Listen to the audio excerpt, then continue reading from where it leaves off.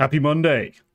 Welcome back to Retake the Week. Yes, we're sorry, members. No behind the scenes today. We were ambushed by a rogue handyman who decided to show up at my house 10 minutes before 7.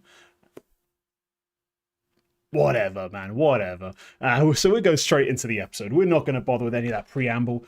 We've got a semi-loaded show. We've got a pretty cool thing we're going to do in regards to EWC as far as the main event. We're going to talk about the bracket, of course, how that's shaken up and all the controversy surrounding it.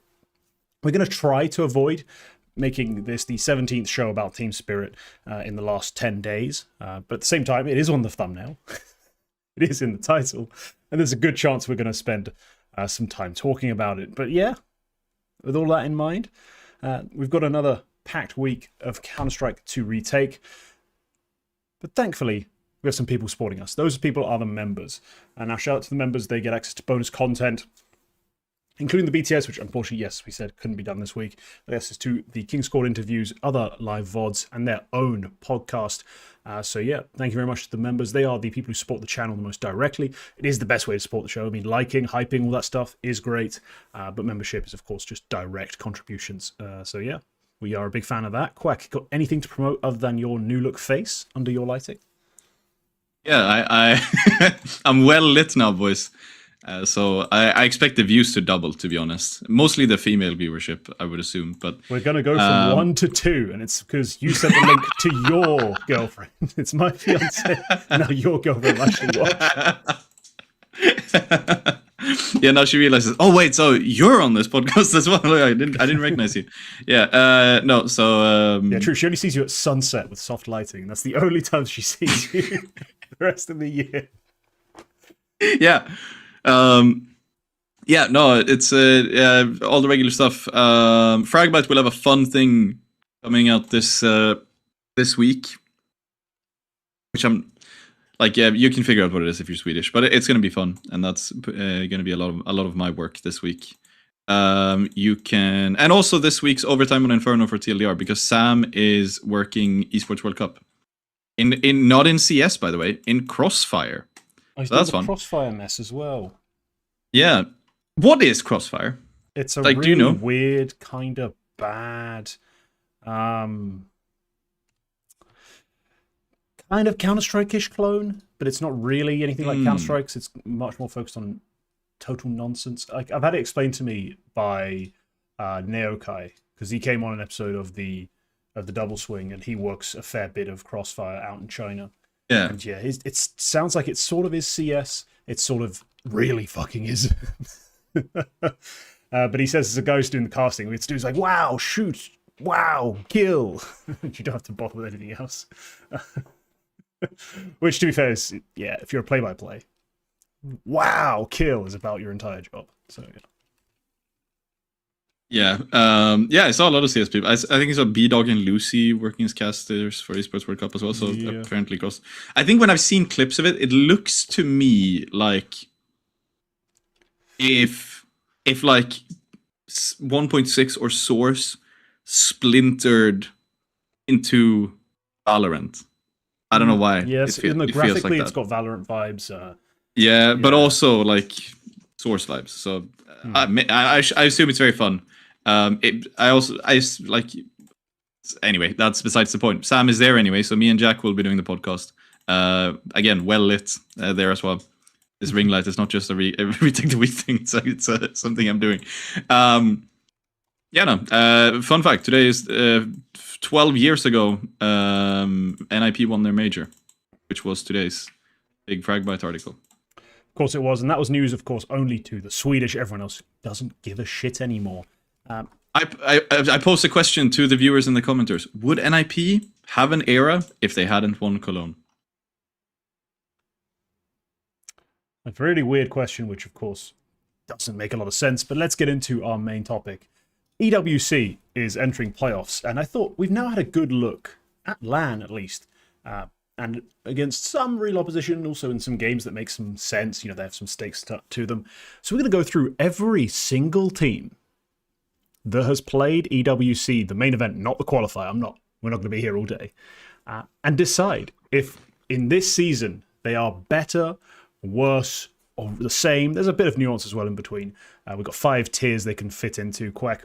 Some of these teams, obviously, we're going to get through really quickly. Others are going to take a hot minute to discuss.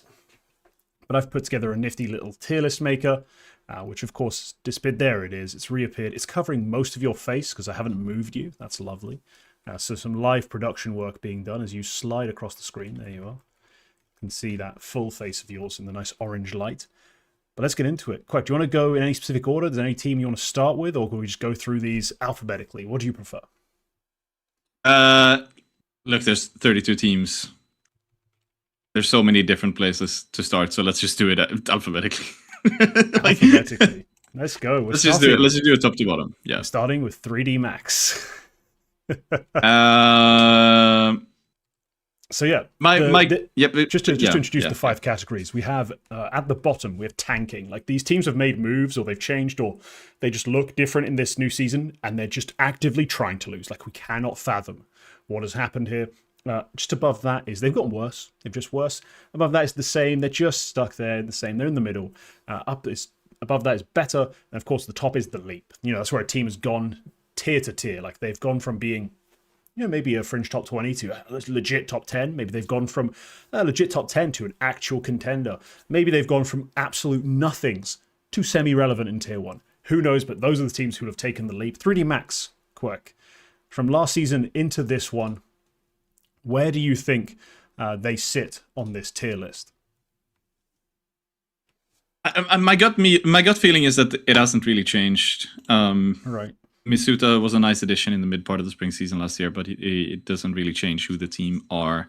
And I would say it's the same. It's not. So the Kersey move doesn't move you either. It's just like, yeah, it's just 3D Max, isn't it?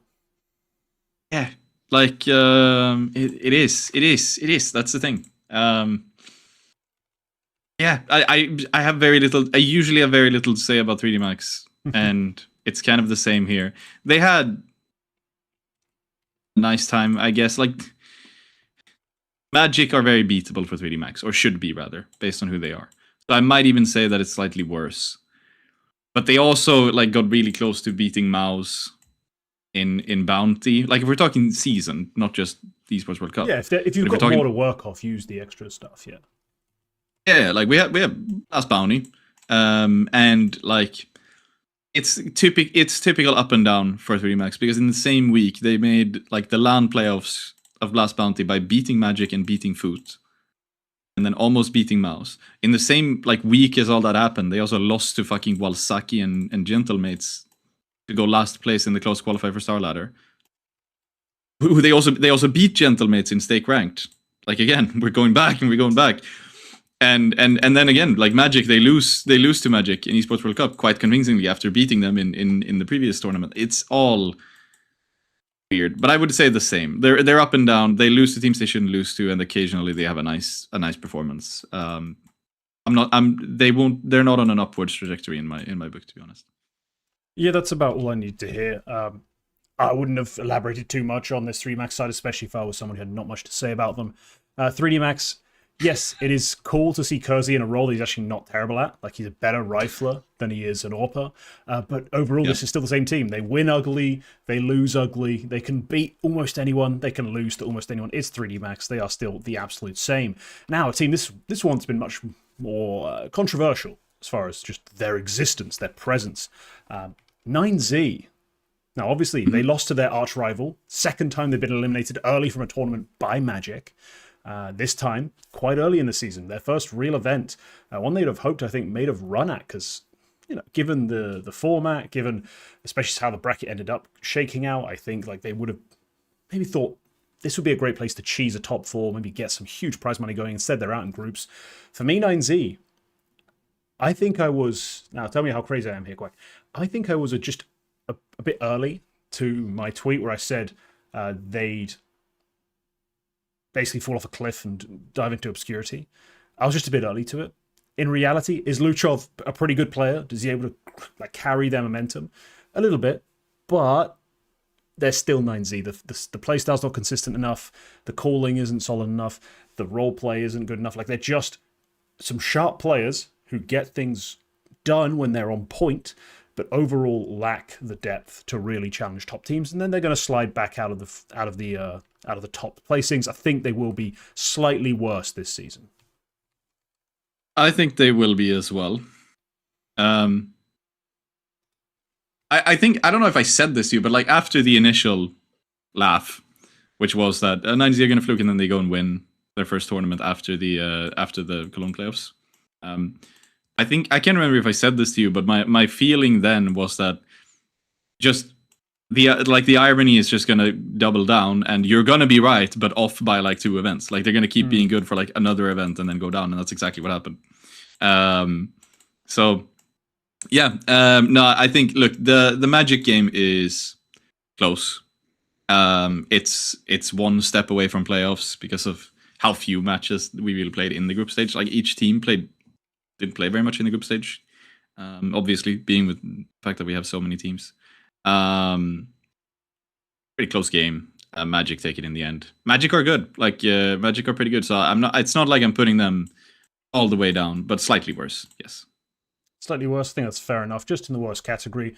It's not a huge insult. Up next, 100 Thieves. Now, of course, they were the talk of the offseason, and it's going to be hard for anyone to believe that we're going to give them any sort of grade that isn't at least better. But the real question is, Quack, we've seen them now play 2 events. Have they taken the leap? Have they actually come and thought? I mean, it might just depend on how you categorize their ranking in the scene for last season entirely. Like, if you say they were irrelevant team, it's a different question to saying they were fringe relevant and now they have to be reassessed. Like, where do you put them last season, this season, and how do you grade this change? Last season, I'd probably put them like right around where they were expected to be. It was going to be a building season. It was going to be difficult, and it was going to result in maybe having to make changes over the off season. That's what happened. I think they performed.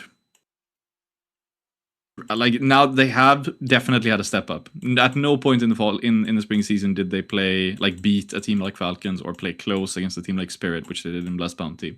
At no point do I think they would have consistently made it through the EWC qualifier. Like playing teams like Infinite, BC Game, and 1 win is something that I think we ran that same bracket a dozen times in the spring season. I don't think they make it through.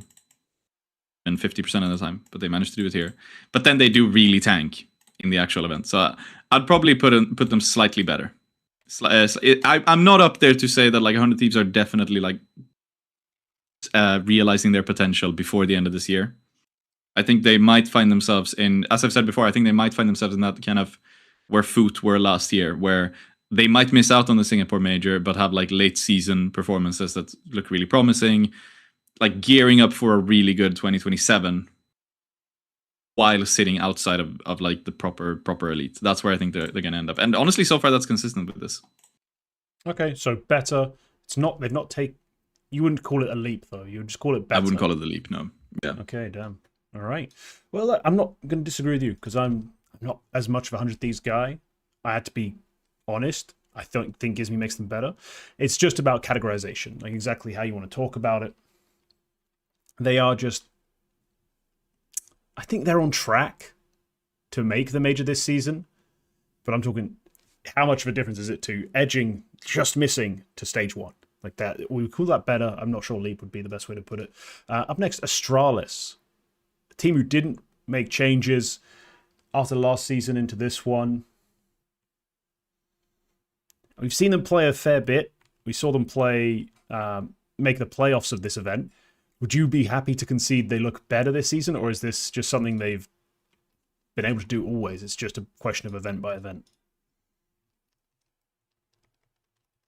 Nah, I have to say the same, because I think one of their issues, especially towards the end of the spring season, was Boozy, and his slump unfortunately seems like it has continued a bit, at least into the season. He's had the odd game here and there, but it's not great. For him. Ryu did great in EWC. That's nice, yeah. But I'd still say the same. Last season they were a team that I think we predicted, and I saw that they could be like a fringe candidate for some of these more tier 2-ish events, like some of the PGL events, maybe an occasional playoff appearance, and that's exactly what they were. Like, they made a grand final in Bucharest when a lot of the big teams were missing, and performances like that were really solid. Then they kind of slowed down. They didn't really take that next step I was kind of expecting them to do. Flopped at the major. So far they're doing fine, but I'd say the same. I'm still waiting for an actual step forward. They've kind of plateaued for me. Okay, and I wanted to put them in better, honestly. When I saw them, back to back, they made a top 4. Then now they make playoffs and they beat some pretty good teams or some teams I respect. And then I was like, hang on, that's something they managed to do last season all the time. Like, make a proper playoff run, make a proper. It's just about consistency. So they've yet to prove it. They've yet to really prove it. I should really have something on screen to tell people what we're doing if they join late. I think they get the point. I think they might get the point eventually, but people don't listen that long, and I can't be bothered to deal with silly questions. Let's get into a team who obviously made huge changes. They were the talk of the offseason, Aurora. What do we make of this debut? It's not an extensive list, unfortunately, as far as games played. They lose a best of 1. They win back-to-back best of 3s against relatively weak opponents. Are you in a position where you can actually make a judgment on this team, or are you going to just slap them in same just as a holding pattern? Like, no, I'd probably put them in better, because I think the opening loss too big. It's a best of 1. It's relatively close. You got what you needed out of your star players. It just doesn't really work out, I don't think. But then they keep it really tight in the lower bracket, because very easy to lose a map against M80, lose a map against JiJieHao when you're in that position already after that loss. Very easy to have a little bit of a slip up, but they keep it tight in MMA playoffs. I'm actually kind of optimistic for them in playoffs as well. Maybe they might take that Furia win, and then who knows what happens. That's a big test, isn't it? Like, that's a kind of turning point for this sort of conversation as well. Is it? Yeah. If you're right, if you want to put them in better, which we shall for now, I don't hate the idea. Just purely based on the moves they've made, I'd want them to be better, so I'm going to put them there too. If they do beat Furia, then valid, just absolutely valid. But if it's a close loss, you're like, okay, I don't hate the take. If they get smashed, we'll look a bit stupid, but that is what it is. We'll take the L on that one. Yeah. Aurora did look very clinical against those lower bracket teams, especially a team with JimFat on it. If JimFat's playing well, just always looks better. Like, they look amazing, because him getting impact from those spots is always a huge boost. This team shouldn't take long. Have bait changed at all? Will they ever change? It would be forever a prison for NPL. Do you know, I think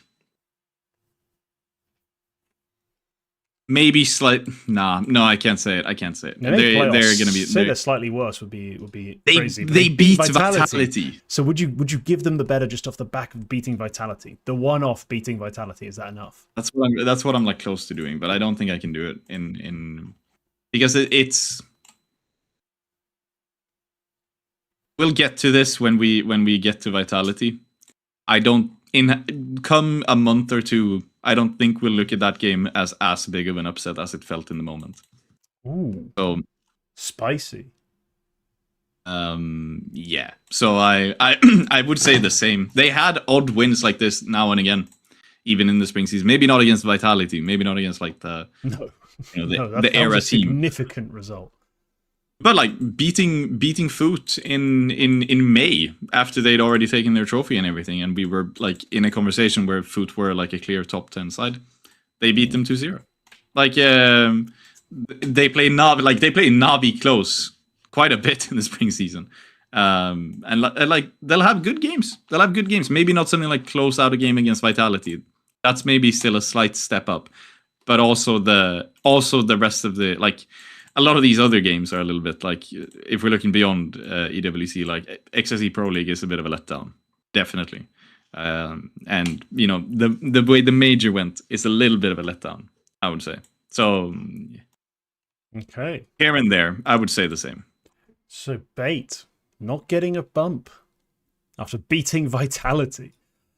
This will get interesting. We're going to build a lot of tension as we wait for Vitality at the end of this video. Like, it's going to take a while to get down to that. But we're going to have an explanation on our hands for Quack's prediction of their form.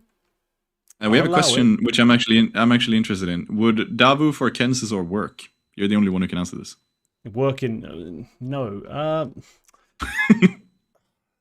The problem with Kensi and Bait in general isn't talent. The problem is they don't have a real IGL. The coach isn't a god. So what's left is a really messy brand of CS. It's hyper reliant on individuals. And yeah, I think with a better coach IGL duo, a player like Kensi gets more consistency. The problem with Kensi isn't his ceiling, it's his consistency. I don't think bringing in Davu is going to change a whole lot. Like, I don't think Davu by himself just brings fresh ideas and new ways to play the game. He's 18, chill. I don't think it changes a whole lot. So unfortunately, whilst Davu is talented, and arguably more talented than Kensi's, I don't think the problem on this team is talent. I do think it is, as we saw against Vitality, on their day they can utterly destroy everyone. It's just they're very rarely on their day because they don't play a very consistent, very effective brand of CS. Kind of a Ukrainian 9Z in that sense. Another hotly anticipated team, though. Betboom. Betboom. One of the scene's favorite teams to talk about. You know, with their big names, impressive players. Obviously, everyone always wants their players promoted, especially onto team spirit. But I'm going to be real quick and blunt with this. I think they're just worse. Losing Flamus, this version of the roster, with Siren and with Dealer Dares, it's not a bad roster, but they couldn't even get a map off of NIP. And I know Casper went literal god mode, but the fact that you, as a team who used to have Flamus and Manoyes to kind of go toe-to-toe with those kind of rifle stars, couldn't bring anything to bear and got utterly creamed. I am concerned for their future in this season, like in terms of what kind of results they can muster. So I don't know. Maybe you're more optimistic, but I'm straight away putting them in worse. Nah, worse. It annoys me that Siren actually performed in both of these games because I might have otherwise. Sorry, you want him cut? I do. I think you could have more fun players in here because Diladis is good and Mayonnaise is good. Like Zorti is fine. You could experiment there as well. And I think Diladis, Mayonnaise, and Boomich is a really good core. And Siren is here. And he's not bad. I just think he's a step below. I don't think he's going upwards. I don't think he's going anywhere. So, and I'd kind of like to see something goofy, like put Perfecto in here and see what happens. Like, try something fun. Try or maybe try like a super young, exciting player. Maybe somebody like at the Magic kind of level of team. Somebody at from like a K27 or something. I don't know who. I doubt it matters who. I think it's much more like you need somebody with good mechanics to be in here rather than like a hard support player. But like try something different. If it's not Flamus, it's kind of got to be somebody else. I'm gonna say worse. Yeah, no, okay. Worse is where I had them anyway, so yeah. I'm glad we're on the same page. I'm not sure if there is a clear upgrade for them to make. Because Siren, again, is a player I always give a lot of credit for. Like, credit to. He is very solid, very reliable. It's just Flamus kind of felt like the one guy who could solve the problem of firepower whilst also playing some of the right roles. You know? Like, he kind of fills the exact void they wanted. Not sure there's any other players who do that as well. But let's get on to a team that you've sparked some controversy surrounding. Or your takes have sparked some controversy on this topic. Big. I saw in the last episode, some people were not happy with your big take. And so I'm going to let you lead on this. Big, obviously, coming to this season, need to show improvements. They would want to be in the better category at least. And you're the one guy that's been controversial on this point. Let's get into this. How are they going to be better this season? The talk of Big throughout the entire spring season was, look at Grix and Blame F. They're doing insane performances. Surely they're going to be good in tier 1. Like, sure, they're doing this in like tier 2 or like 1.5 events against tier 2 or tier 1.5 teams. What's going to happen when you put these guys in like an actual big event? And we never got the answer to that question. They played plenty of those events.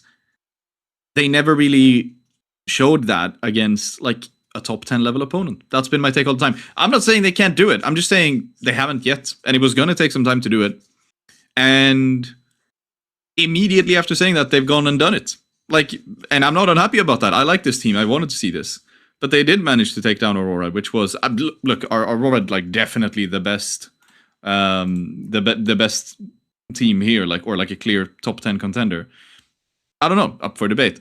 But it's the biggest, I would say that it's definitely the biggest win that they have ever had. And they managed to get it. They played close against G2 and Spirit. Could have gone better. Also could have gone a lot worse. I think this is the first team that I would put in the leap, to be honest.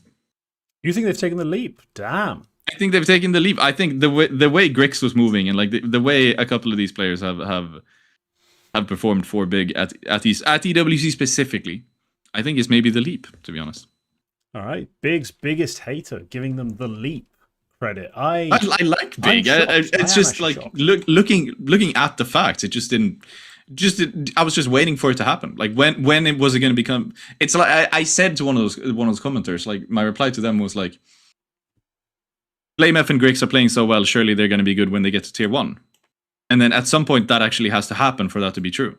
Otherwise, it's just potential for nothing. But now they've actually kind of made good on it. So thumbs up. I like it. Okay. Look, I'll stick him in there. I'll let you dictate this spot. I left it up to you to be the big decider. I would say the leap is generous. I'd say better because yes, you're right. Like previously, the results we got out of Big, as soon as they faced opposition that was actually better than them, not a FaZe who were clearly on the way down. You know, a team that was legitimately in the top 20, top 15. They would just kind of lose, like not always get battered, but just lose. And so this was better to see the best of one win. Taking a map off of G2 and FaZe was good, but again, G2 crushed them on that map 3. Spirit, I was never that worried about losing the series, to be honest. Even if one of the maps is 13-10, I'm just not that worried about Spirit losing that game. Even if they are in a bit of a rough spot right now. A lot of pressure on them. I didn't feel it, but yeah, I'll allow it. I'll let you put them into the leap. Up next, speaking of leaps, we now fast forward through the alphabet from B to F. Because C, D, and E, just not cool enough for the alphabet of esports at least. And let's get into Falcons. Kind of rough. This is a team that made a bunch of grand finals, won the major, looked spectacular the end of last season. This season obviously starts with the disappointing Bounty exit, and now we have EWC playoffs secured. Is there anything to say about Falcons? I mean, they did it in 3 straight maps. Are you seeing more of a ceiling, like a higher ceiling from this side? Or do you think they can be more consistent than they were last year? What's your thought on this team coming into this season?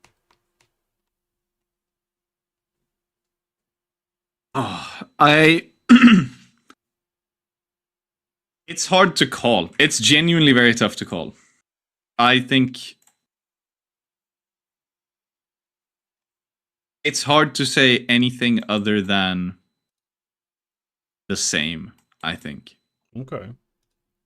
I don't know. They came such a strong finish to the spring season after being a bit middling, after being a bit here and there.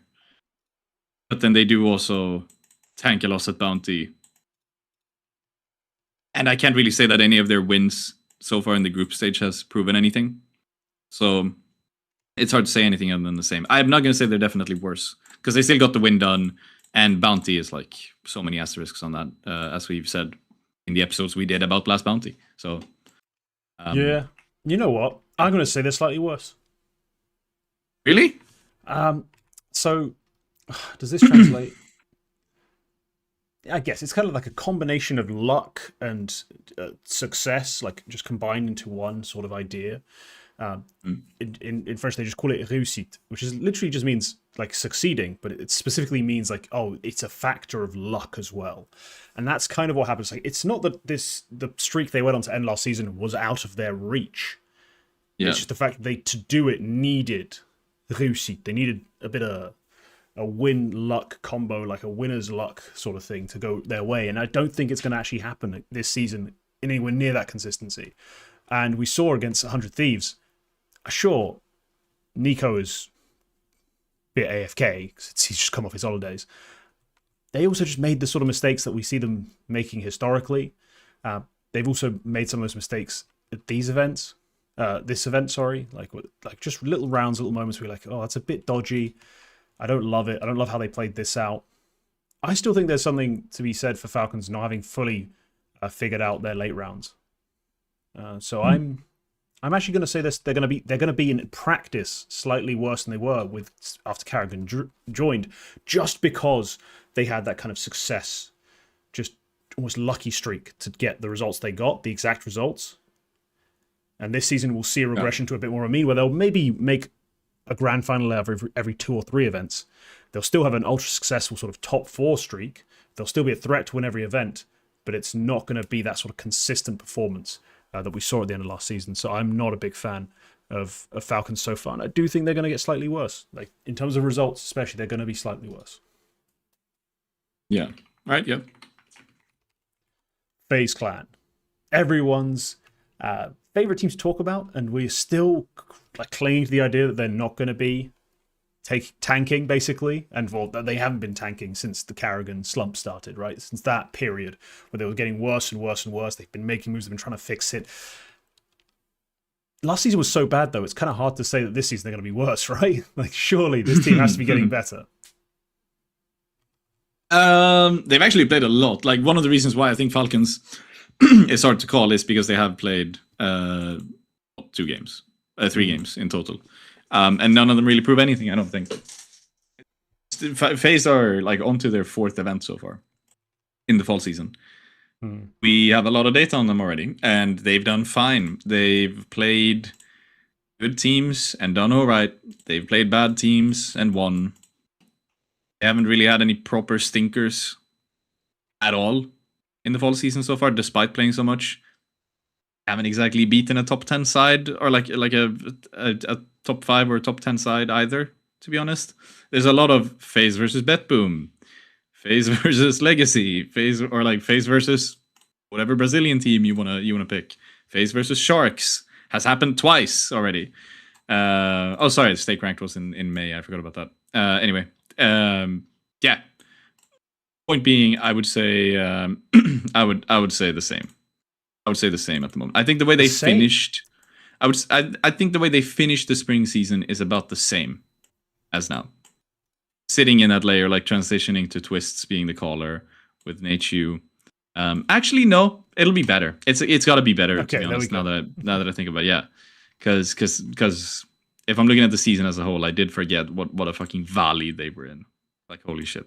Yeah, they were dreadful, and no, I do think the results already are significantly better, let alone what they could be as everything beds in and settles. So, better is definitely the play here. Yeah, I remember this graphic we ran when I did a deep dive on the major race for TLDR, and I remember one of the graphics we had there was it was just before this kind of the major race kicked off, and my one of my big points in the deep dive was how fucked FaZe really were, because going into the 2 like tiny lands they played to get that final boost of VRS points, they had 3 wins, as in matches, in 2026, and it was BC Game, Heroic, and Monty, and we just ran this graphic of like loss, win, loss.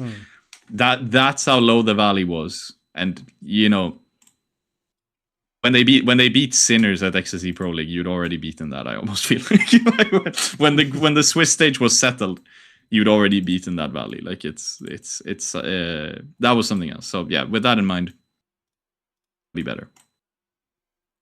Yeah, okay, better. Yeah, that's where I landed as well. As I said, it's hard to see them doing anything but better than last season, with JiJieHao playing well, with NATU being signed and being nothing spectacular, but at least a good player.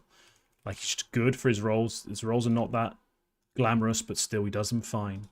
I just don't see how they could be any different, any worse. And the same would even be, I think, a disservice, considering how poor they were on the results basis last season. So, yeah. Let's check out the next team. Yeah, I've just thrown on that little title at the bottom that I said I would. Furia. This is a big one. They're a team who we keep thinking is going to die, but keeps being okay for long enough that they get a result, you know, just a result from somewhere. Like between Keserato, Yekindar, Molodoy, Yuri on his day, they've got enough firepower to, I think, make results happen. The question is it still going to be worse? It's still just be like a step below? Or can they find some sort of, you know, storyline bullshit to turn this all around? I've got a hard time believing they will be, just because of the competition around them, actually, I think slightly improving. I think they are going to be worse this season. But Duckboy, what's your take? I've got to say worse. I think their spring season was already obviously worse than what they had in 2025. I think they are going to be even worse, to be honest. I'm not seeing a light in the tunnel for them at the moment. I think I don't know if they're true. There's rumors swirling around about how the team might crumble at the end of the season. Like, as Fallen retires. I don't know if you saw that. It was something Overdrive said. I think he was co-streaming EWC, and he basically just dropped some shit like, there's already talks about Yekindar and Molodoy both leaving when Fallen retires, so the team will be basically non-existent when Fallen retires. Not just in like some storyline sense, but like actually. It's all rumors. But like, there's a reason that talk happens, and again, this is another one. They played 3 games. Though, is it? Like, it's not even new talk. We've been talking about the Fallen retirement triggering an avalanche of players leaving, so I'd believe it straight up. Yeah, this is another one. They've played 3 games, so it's not that much to go off of. But like, none of these games really inspire me to think that they're gonna do better. Like, 9Z is nice, I guess. We already were kind of down on 9Z to begin with. Like, that's a game you should win anyway. And then, like, relative to Falcons losing to 100 Thieves, I actually think the Dendele loss in Blast Bounty is worse for Furia than the 100 Thieves loss was for Falcons, I would say. I would say that, to be honest. It's a 1-2 loss, and it's not just that it's like Brazil versus Brazil, because Furia don't even play in Brazil anyway, so it doesn't really matter. The domestic matchup thing doesn't exist for a lot of teams. No. But it's more so just that, like, Falcons are major champions, and they might not really care about the relatively low value team. Furia have had something to prove at like a Blast Bounty level event since the mid part of the spring season, or even at the start of the spring season. So they could have really used this win. For Falcons, it's kind of like you're still reigning major champions, and you lost an online game to like this squad. Whatever. Just after vacation. Whatever. It's the same kind of thing with like Vitality losing to Liquid. Furia actually had something to prove in that game, no matter who the opponent was, and they lost. So and then it's like you beat Wildcard in a best of 1, and you played 9Z 2-1. Whoop-de-doo. For me to be happy with Furia, I think they have to make top 4, if not even the final, to be honest. At Esports World Cup. We'll get to that when we talk about playoffs. But like, for me to start to say that Furia are better, they have to make quite a deep run in their playoff bracket. Yeah, fair enough. Another team that was a bit of a talking point last season. Very exciting. They made changes. So there's a lot to talk about here. Foot signed xCloud, replaced LynnX, who was like, he was a bit of a media darling in a way. A lot of people really wanted to talk up LynnX. The numbers, advanced and otherwise, were never that flattering. xCloud comes in, famous boom or bust player of Heroic. Quack, you've probably watched a lot of him. Accidentally, because you're just there to watch the Swedish boys, obviously. What's your takeaway from Foot's move? Like, on paper, did you like it? In practice, you've seen a bit of it. How much do you like it now? What's the feeling surrounding the Foot team? Another early exit in Bounty, where they took a map, like they lost a map to Sinners, lost pretty handily against 3D Max. That's a downer. You were like integrating your new player and everything, and I'm gonna give a little bit of leeway for that. But then they come in here and they beat MOUZ, who won that previous event, that Blast Bounty event, and they did it with specifically xCloud as well, being a bit of a demon. And two that demons? More confidence. How do you stop this team? And that gives me a bit more confidence in them, to be honest. I'm gonna say better. It's slight, but I'm gonna say better. Yeah, no, because I do think that I do think that LynnX, as you say, like a lot of the numbers maybe wouldn't be super flattering. Even if he got like a lot of media space. I think the gist at the end of last season was that it's hard to like separate one player from like the other star players on this team, really. But xFloud, at least so far, I think he's shown that he does have that edge, that like he can be kind of a nuts player. His problem was Heroic was consistency. Yeah. And if they can unlock that a little bit more often on Foot, which I think, you know, there's every chance that can happen. But that's why it's slight, because it's kind of potential. But like the potential takes it up to better for me so far. Yeah, no, I think you're on point with all of that. This is I think this is a slight upgrade, and it's, again, not major, nothing too serious, but I think it's going to be useful, especially when he has those ridiculous series like he did against MOUZ, where he drops like a 150 rating. You're like, yeah, this is what he can hit in terms of his peaks. Now, the troughs sometimes can be dramatic, but you'll take those peaks. Considering the rest of the team, you have quite a stable foundation as far as the way they call, the way they play. Demon, Jugs, that duo typically doesn't make a lot of mistakes and has a lot of time to set up a player like xFloud. Especially as well, factoring symmetry in his style of play, like considering he's just trash on T sides, it's an extra couple flashbangs. It's an extra bit of support play you can have for xFloud. I think it might bring. I think the idea is maybe bring some consistency through all of that. So if they can bring his average up, and especially keep that sort of that differential between his top and his bottom game a little closer, they'll have a very valuable piece and they'll be better. Speaking of teams who I actually really am excited about, GamerLegion. Quack, talk me off this ledge. I'm putting them in better, and I'm almost putting them in the leap. I'm really excited for GamerLegion this season. Sure, they beat Luminosity and JiJieHao. I get it. They took the emptiest scalps. I mean, they went looking for scalps and came back with, like, Ted and Stiko. There's 10 hairs between them, but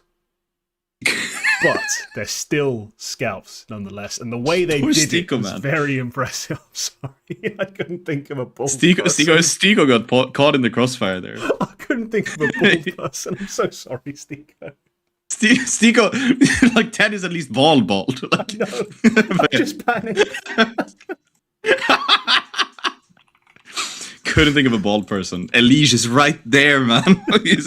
He's not even on this. He's not actually right there. He's not there at all. Liquid didn't make this stage. Yeah, no. Fucking out. Right. Sorry. Between Ted and Taco. There we go. Hot Frost. Oh, no, anyway. Yeah. I think you're right. They lost the best of 3 at Bounty, sure. And there's not that many super great results to point to, but the way they were playing CS in Atlanta, Stage 1 of Cologne as well, they were playing pretty damn good CS.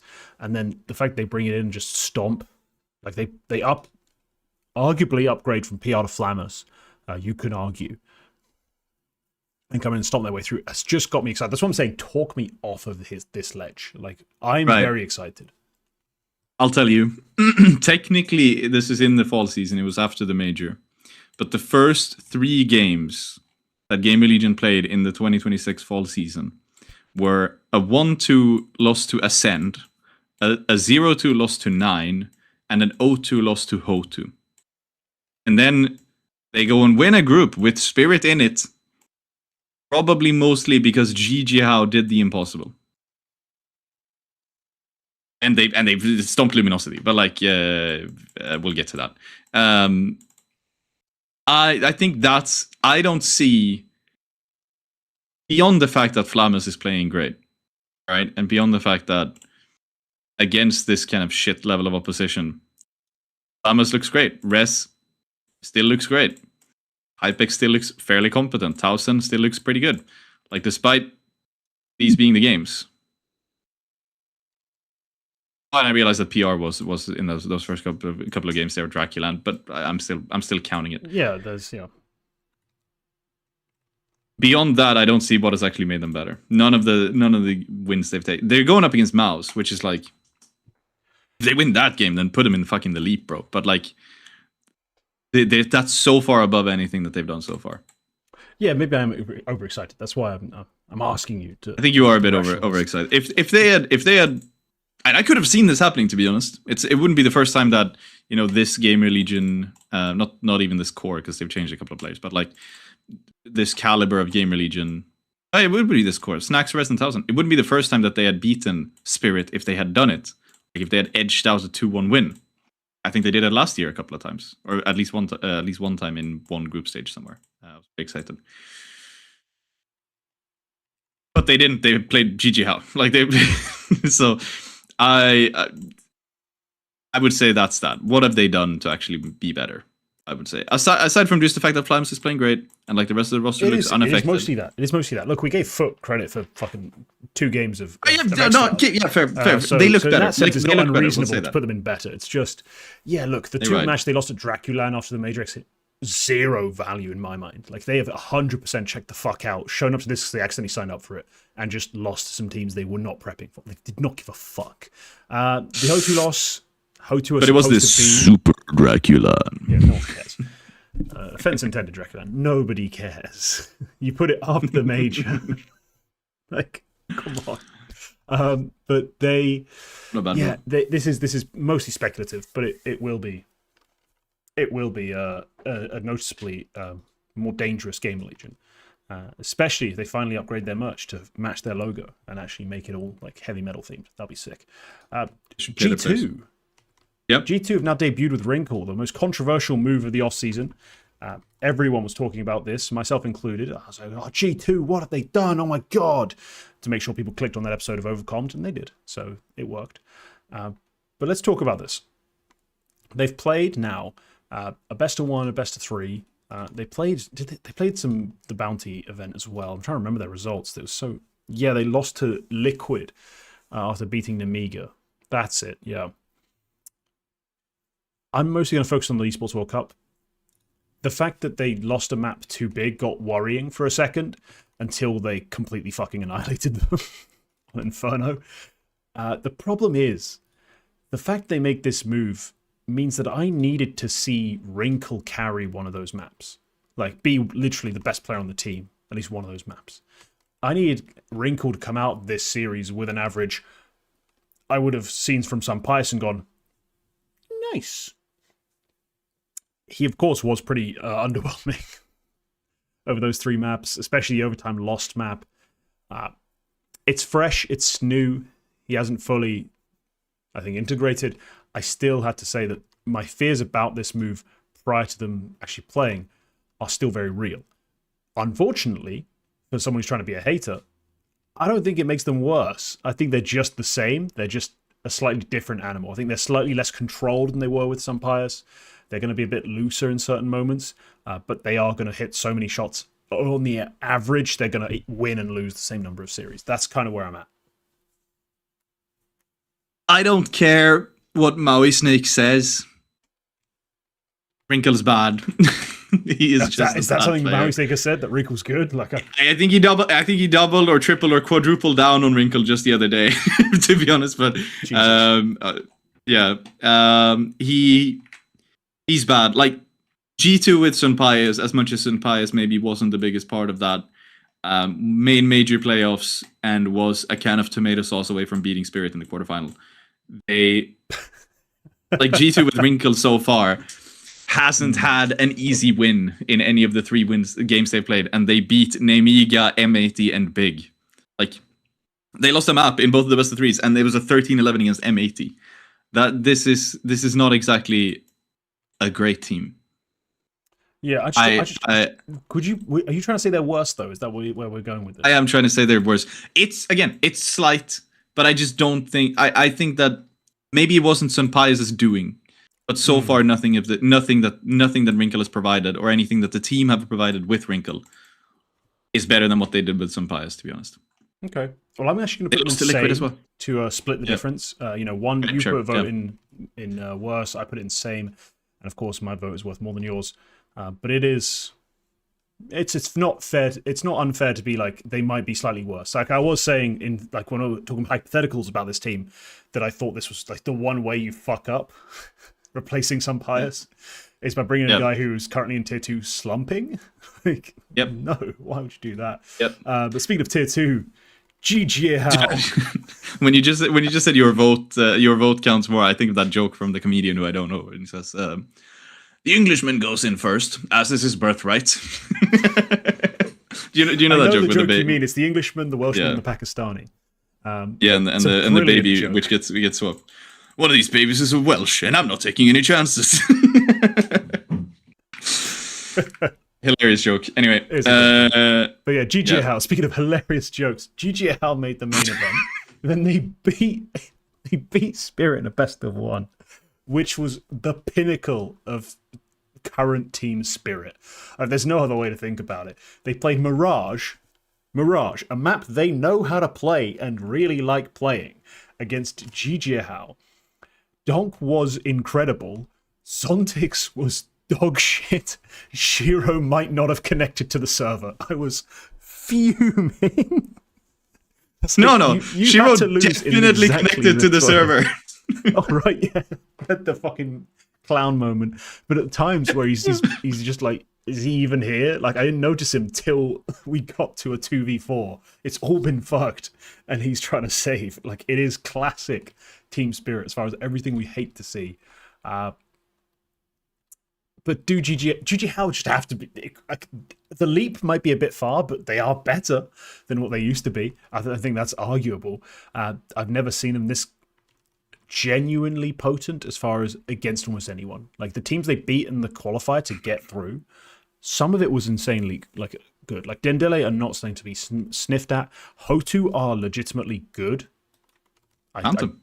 And Phantom, I don't rate Phantom that highly. It's still an impressive win, but I don't rate Phantom that highly. It's just kind of sick to see, because back in the last season, it's like, oh, maybe when they had Boros, they had the firepower to upset like the best Chinese teams and therefore make an event and then go out directly in groups. This team looks like it's going to do a lot more. It's going to be far more relevant, and I'm just going to put. I'm voting for the leap. So you need to talk them down a lot for him to not end up there. I've had to shift my brain into like 2024 retake the week to like actually consider where GiJieHao are and like the level of teams they're playing and how we adjust this. They played 3 months with Satsanito, and this is probably the best result they've had in that time. But it has taken them a while to get them here. Like it's taken them a while to get him into, oh, we can get the VRS invite for this event or for some events. We can actually get our way to the open quali. It's worth us attending, like in Paris. Like I think it's built up over the course of last season. Pre-Satsanito, I don't think they did a whole lot though. So yeah, I'm basically just looking like, were GiJieHao ever beating anybody close to Hotu in the spring season? No. They had that good Asian Championships run. They beat Tai Lu twice. They beat FlyQuest. They beat like, but generally no. I think that was that the one where Tomiko was playing. No, not yet. The Hero Asia Champions League. Yeah. Yeah, but again, that's the Satsanito period. That's the early Satsanito period. Yeah. That's him starting to build that rep. I think for the majority of the spring season, they are genuinely dog shit compared to that. And then coming into this season, we see it against European play. I'm quite excited. I'd probably give them the leap. I think it depends. I think GiJieHao, whatever they do for the rest of the season now, I think they have to embrace the fact that they're no longer an Asian team. This was not even according to VRS. The Middle East is Europe now per Valve. So they're kind of fucked in that way. They might as well just yeah, I know. But they might as well just play European events and just keep on going. Because fucking like Satsanito, I don't know how the fuck Satsanito is a good player in 2026.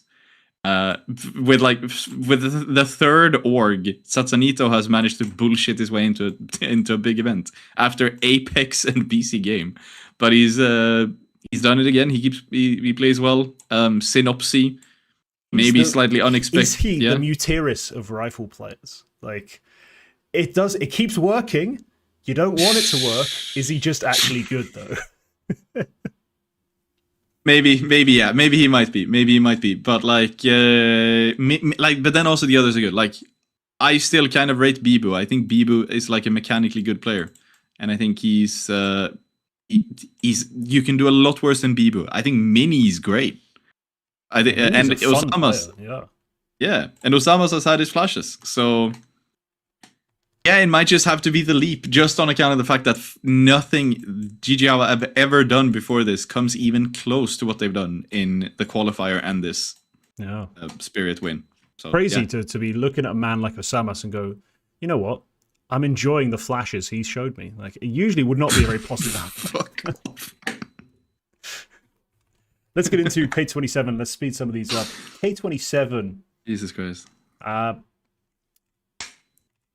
you just set me up for something? Oh, sorry. No, never mind. I was just pausing to chew over some words. I forgot to change the battery in my headset before we recorded, and it was about to run out, and I just heard silence when I got back in. No worries. K27. I don't think this event has shown us a whole lot about them that we didn't already know. It's like, yeah, Quinky's a decent player, but overall this team is not ready for the step up. They're still somehow too young, too inexperienced. I think they're going to be about the same this season as they were last season. Unfortunately, they're not going to take the leap yet. They're not going to be that much better yet. I don't think we're going to see them at that many more events. But they are still a very interesting team. K27 are the same. It's still a matter of time before they get sold for scraps. Yeah, they will be sold for parts. They're not scraps. They're parts. You'd actually use them. You wouldn't just melt them down. Depends on which player we're talking about, man. Who's buying Higem? Hey. Yeah, fair, but whatever. I actually have nothing to rebut that. Wait, did you know Balbina coaches this team? That's insane. Yeah. I didn't know about that. It's crazy. Some of us know ball. Legacy. They made playoffs here, and I think if they didn't, we'd be having a very awkward conversation. But the fact that they do beat MIBR, which again they should win the game, but they had to, you know what I mean. Like that was an imperative. I think for me, it just secures that they will be about the same, at least initially. We can talk about better as far as Try is definitely more talented than Sadzin. It's just about if you believe the rest of the team can be consistent. So yeah, I'm kind of on. Thank you very much. I'm on the fence between better and same. Are you on either side of that? You able to push me over? I'd probably say the same, but I liked them a lot in the spring season. I think they played very well. I think they, unlike 9Z, I think these guys are the ones who are going to stay. We're going to stick. And I think what they've done so far since adding Try has further, maybe not further cemented it, because it's just kind of good wins. And a respectable loss. Like the FaZe loss is not the worst thing in the world. It's one I can look past. I might change my mind about this in the playoffs.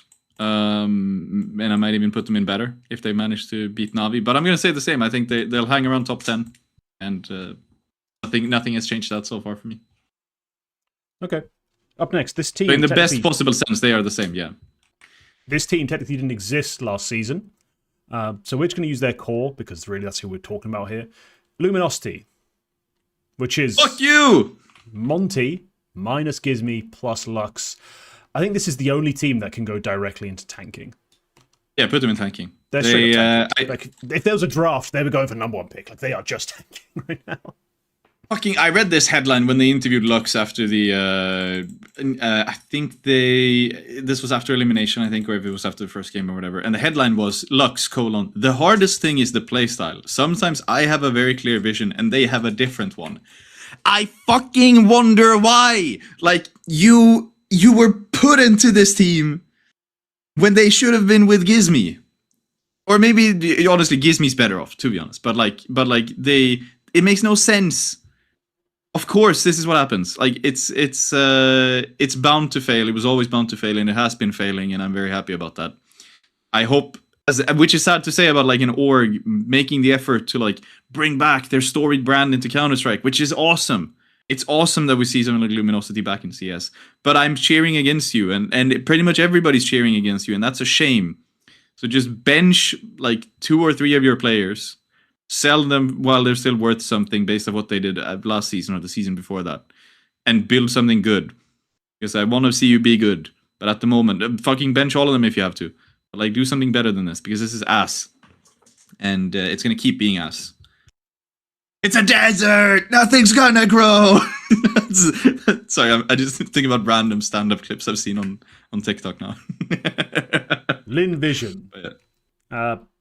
I'm going to be honest. I'm going to just do the 2 Chinese teams right now. They are the same. I don't care. They're the same. They're not better. They're not worse. These 2 teams are the exact fucking same. Nothing you can say right now can change my mind unless they go through massive overhauls. I'm not budging. I don't think these 2 teams provide anything spectacularly different this season. They play each other, god damn it, in the lower bracket, just to feed a win to Vitality. You can take what takeaways you want from the LynnVision Vitality game. That's an actual domestic game though, that I struggle to really believe in either way. I'm happy to leave them here. Yeah, I was gonna try to look up like what their head-to-head record was before this, to like try to stage an argument about like, well, for the first time ever, LynnVision have beaten Tyloo twice, or twice in a row or something. They just don't have a head-to-head record in 2026 is the thing. They played each other twice. They have 3 matches because one of them was one of those forfeits in the major race when Tyloo were racing across one side of Shanghai to the other. And like Tyloo won both of the previous ones, but it's not exactly conclusive. Maybe you could have made a case there for LynnVision, but like it's not. No, it's it's the same. Tyloo, but like what did they do in the spring season? They did stuff in 2025, but like nothing special in the spring season. Nah, it's the same. Yep, same is good. Let's get into now a team we don't watch too often or talk about too often, but we've had a lot of excitement for in the past, although recently it's been quite dim like that. And it was bright and exciting, this M80 side. Now it's a bit, whatever. Is that still the feeling coming into this season? Is it still just a bit of a whatever project? Who were we on? I M80. missed the team name. M80, of course.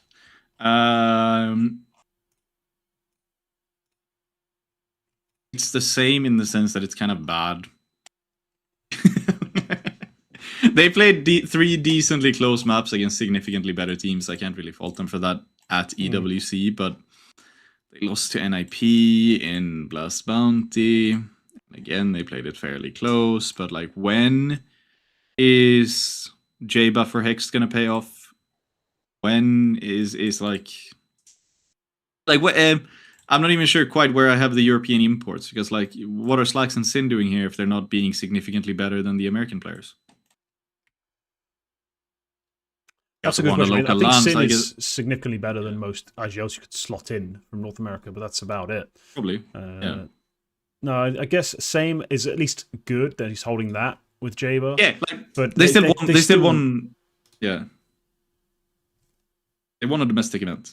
Yeah, I mean, they're going to keep doing that. Yeah. They're going to keep doing that because they are better than most domestic teams. But I don't think for that much longer. Like, there's a good chance NRG catch them if they make the right moves and the right players get better. Magic, on the other hand, just keeps getting better. Like, they keep racking up little wins, little Ws, little top placings. I'm quite excited, and I feel like my Tenzi video gets better every day. I mean, I kid a little, but no, they are still, I think, at the fringes of true like top 15 sort of level, and so I think they are still gonna have some rough like online patches where you see like, oh yeah, they went to Res Showdown and lost 2-0 to Inner Circle. You're like, it's rough. Bounty, they lost a series to 3D Max. It happens. I think they are going to be slightly better. I don't think it's going to be a huge leap. But you know, they crushed through the Star Series 4 qualifier. They're going to be playing some more big events. I think it's pretty conclusive that this Magic side are on the rise, and they will be better this season than last season. Yeah. I mean, they didn't lose a map in the Starlighter qualifier. None of these losses I think are irredeemable. Even the Inner Circle one. Inner Circle have gotten pretty good in the fall season so far. Yeah, so I wouldn't even say that it's all that bad. Thumbs up. Magic are hanging in there. Magic, if you want to like go for like peak for peak, then obviously they haven't really paralleled what they did in, I think it was Astana. Yeah, they made top 4 in But, Astana like, because they made playoffs yeah. out of the best of 3 Swiss, which is pretty cool. And they beat 9Z, which for me was hilarious. So yeah, They obviously I'm a haven't big fan. paralleled that peak, but like you also kind of have to correct for that peak, to be honest. And yeah, I'm happy with what they've done so far. It's the same. Yeah, right. Yeah, the same go in slightly also better. in a very positive way. Yeah, you might go slightly better. Yeah. All right. Oh, speaking of teams, I think have definitely gotten worse. MIBR, and I don't think it's entirely because it's a guarantee that NQZ is worse than Klim. I think Klim is indisputably like more talented, especially with a rifle. That's just there is no contest. Klim is actually just one of the best rifles in the world in terms of dual swing. He rates incredibly well. And in terms of eye test, he does everything fantastically. It's just obviously external factors, I think, that limit his opportunities. But I do just believe that they seem to be reaching a sort of point of... How do I explain this? They're just going to be mid for a bit, I think, with NQZ. I don't know if they're going to get better, and I don't even know if that's going to reflect too poorly in their results, considering they didn't play a whole lot of international events last season. But in my heart, they are slightly worse than they were last season. Is my heart leading me astray? Yeah. In a lot of their losses, NQZ has actually put in a very respectable performance, like individually. It's not NQC losing the game against Astralis. It's not NQC losing the game against Bait in XSC Pro League. It's not NQC losing the game against 9Z in that same tournament in China. So it's hard to pin it on him specifically, in my opinion. I just think, but I would probably honestly say the same. It's edging towards worse, but I would probably say the same just because I think their spring season wasn't that good either, unfortunately. That's fair, yeah.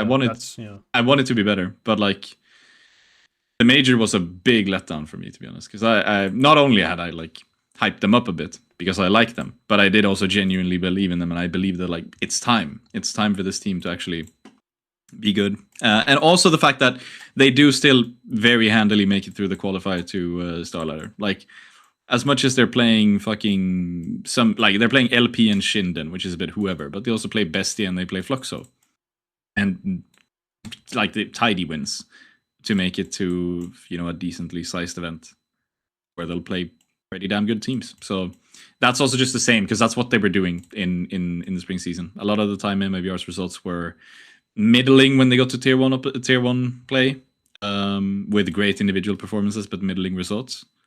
But they still kind of dominated all of the local qualifiers. I think Legacy, obviously, as soon as Legacy got into a layer where they didn't have to qualify anymore, I think it was pretty clear that MIBR were like next best behind them because they were just dominating the local play. So, okay, I'd say the same because they keep doing that. Yeah, that's fine. All right, MOUZ. This is a tough one. I think a little bit of a tough one because we have to judge. I think one of the ugliest seasons we've seen in pro play in a long time, as far as the roster shenanigans and all that other nonsense. Coming to this season with their fully set roster, surely they've already won a tournament. They should be better. But have they taken the leap from just a top 10 teams like contending, or did they just get lucky, as we talked about before, with their blast bracket? On results alone, it has to be better. I'm not going to say that they have a leap. I think they got very lucky with their draw up until the final. I think with every game Spirit play, that MOUZ win looks worse and worse. Like 1 week, yes, you beat Donk in a grand final, but Donk also lost to JiJieHao 10 days later. That's not great. Lot of 3-mappers, a lot of really like, you maybe should have won a bit more tidily against 3D Max. You maybe should have beaten Astralis in 2 maps. You maybe shouldn't have lost to Foot in EWC. So I'd probably say better, just because of the win, because you did get that done. I still think they're gonna end up being worse, but for now it's better. Okay. Up next, a team that I've brought up on other shows where it's like, why does nobody like these people? NAVI. Quack. They didn't make a move. I think everyone was... The reason I've actually theorized that people hate NAVI right now is because they wanted Emma to get cut, and they're just sick of seeing Emma on this team, so they just refuse to accept... Righteous. They refuse to accept that Emma might be fine on this team for now. But yeah, where are we at with Navi? Kingt speaking out against the MFiles. I think the MFiles get a bit extreme when it comes to people being you like, people still Navi talking are about now, the MFiles? Navi are now shit. And it's just like, no, Navi are still like at worst the 5th or 6th best team in the world. It's just they could be even better without Imma. It's a distinction there that I think people miss. The point isn't that Imma is so trash they are now 20th. The point is that Imma is bad in certain ways that caps them. It's very different. Yeah, the same. And honestly, I agree with you on that. Based on what you just said alone, which I do agree with, they are the same. But also, they beat 3D Max, and then they had a 2-1 win against the Mongolz. None of that says that you're worse or better if you're Navi, to be honest, because they're capped. Like if they were the ones who played Vitality and beat them in the group, they're a bit better. If they had lost the game to Mongolz, maybe a bit worse. They didn't really lose those games all that much in the spring season. They were very consistent at beating the teams outside of the top 5. Yeah. They just constantly took care of business. And then sure, they only had like 2 or 3 top 5 wins. But that was enough to win them 2 trophies. Like, one of them was against Vitality. Endlessly, you do get those opportunities, and I think that's what teams like your Spirits, your G2s, your teams around them, beneath them, above them, like Furia as well, like constantly fuck up, is to lose against the teams you should beat, and that denies you the opportunity to get the easy bracket or to get past the one good team in a bracket, and therefore actually make a win happen. So yeah, I still respect Navi in that same way. Yep, the same. NIP. I don't know, man. I don't know. I was really disappointed in their exit here, of course, to Astralis, with a cash where they just looked well read, as in Astralis just had their number at every opportunity, especially after a nuke, where again they looked well read. Like Astralis seemed to understand exactly what NIP were doing, going for. The problem is, I can't, given the results they had last season, I can't really say they've gotten worse. That's almost more insulting than anything else I have to say. Yes, they are probably the same in the worst possible way. Yeah, their prime achievement so far of the fall season is to avoid last place in XSC Pro League by 1 game's margin, beating 100 Thieves shortly before or after they beat Falcons in an online game, and Casper Sky dominating Betboom. That's like their main achievement so far. It's just, but honestly, what are their main achievements of the spring season? Kind of fuck all, to be honest. So, unfortunately, yeah, I can't even say that it's slightly worse. It just has to be the same. It would be if Casper Sky didn't have a resurgence in form. Like I would be campaigning for them to be in the worst section if Casper hadn't just decided, oh wait, I'm supposed to be this prodigal Polish talent who's fucking people up. Let me go do that again, and so people can believe in NIP at least a little bit. At least a little bit. Yeah. Honestly, now that I'm looking at it, though, it is kind of like they did beat big when they had Cairn. They also beat 100 Thieves when they had Cairn. They beat Heroic, which they also did in the fall season now. But they also beat FaZe. They beat Magic. They won a trophy. So maybe it is slightly worse. One of those trophies was even repeatable because they won stake ranked. And they played another stake ranked and played badly. I might try, like, now that I'm looking at it, it might actually be worse. At least the way they ended it with Stown instead of Wrinkle. At least that part. At least that roster, I think played better than what they've had right now. Okay. You pick, but I'm edging it between. The same for now. Just. Yeah, yeah. It's edging between the two. Yeah. Pain.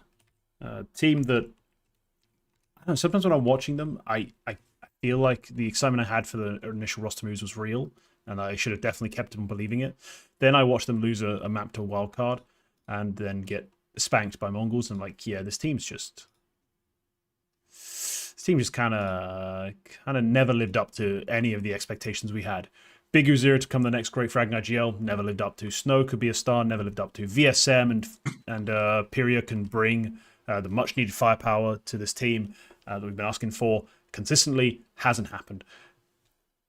I don't I don't know if it's worse than last season, but so far it's certainly not better. Quack, where'd you lean on this? Just quickly glancing through the results because they're very forgettable. I don't remember a single game that Pain played so far this season.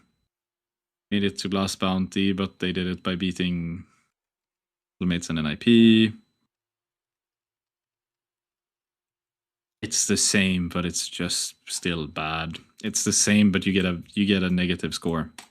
You're not worse, but like it's an E-. You pass in the sense that you haven't changed, but like you're still bad. It's barely like we're not happy with Pain right now. If No, that's the takeaway. Like it's not terrible, but we're not happy with it. Fuck, my ISP are pissing me off. Okay, they're not giving me the bandwidth I asked for, paid for. They're giving me like less than 100 meg when I'm paying for 500. But also their support staff do not understand how to ring you back. The cunt rang me at 4 o'clock. I was like, I'm working. I can't just go fiddle with my internet right now. He's like, I'll call you back 6:30. I was like, that sounds good. He calls me back at 7:30. I don't pick up because I'm obviously busy. Now picked me up. He's now called me up again. I never asked for this call. Fuck off. Call me tomorrow at a normal hour. It's 9 o'clock. You knob. Just change the one fucking setting on my fucking account where you've accidentally left it at 100 and put it at 5, you nonce. It's not that difficult. What fucking ISP do you have, man? Hyper optic. I'm shouting you out, you twat. Tell your engineer to just turn the dial. Just turn the dial. Yeah, it's not a problem with the router. It's not a problem with me. I'm a fucking network engineer. I know how to test router speeds. Just turn it fuck up. I'm guaranteeing you, it's definitely the last people who are in this flat had the same ISP. They probably only paid for 100 megs. They're brokies. They have since not changed the setting when I've signed up and asked for more. Probably right, yeah. You're probably right, yeah. Dickhead. Anyway, Team Spirit. Dickhead, yeah. No, Parivision. Fuck. I almost skipped them entirely. So I got distracted by my ISP. Another team with a lot of data. They've already managed to make one roster change in the fall season. They are impressive for that, right? With the timings of their moves and everything, they are very impressive. Can I just say I don't think I can give an assessment of this team properly because their last season was so up and down because they went from like pretty much nothing to winning a trophy and playing another grand final against Vitality to going last place in the top 16 stage of the major in the course of a year. Like they went from being not even a year, yeah, in the course of 6 months, yeah, they went from being ridiculously impressive to being almost embarrassing. Like there was a time in the spring season where like I was looking at Parivision, I was like, "You're fucked, you're gone." Like so, yeah. I don't even know where. I can tell you how good I think they are now, but it's like where the fuck do I place the bar? Yeah, if you just let's do this is a game I've played with you before where it's like stop looking at the season like chronologically, just mush it together, pretend it was all perfectly distributed, even intervals, every sort of type of result, every last place, every grand final, every title win, even intervals. You'd look at that season and be like, that is one of the like 4 best seasons anyone played this year. You then look at what they're going to be this season. Do you believe they're going to be worse than that, significantly or slightly? So I'm telling you, they're not going to be as good. They're not going to be better. It's not exactly like they're tanking though, because I do think they've started the season up pretty well. I think grand final appearance against 9Z in XSC Pro League just after 9Z made major playoffs. Pretty good. It's a pretty good recovery from going last place to Monty Legacy and 9Z in the major. That's fair. And then here at EWC, you do lose to MOUZ. They did just win a tier 1 event. Maybe they should have beaten Bait, but they also almost did so.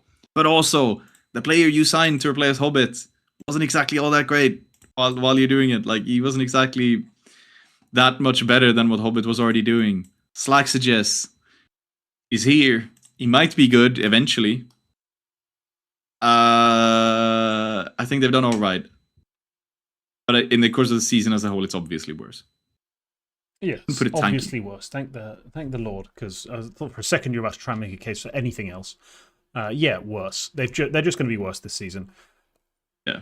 Impossible for them to match what they did last season as far as results, especially. And I think even if they are better than they were at the end of last season, that'll just be because they found some consistency and can deliver not last place a bit more often, whilst also occasionally hitting a playoff. But I find that even hard to believe. I'm borderline trying to put them in tanking.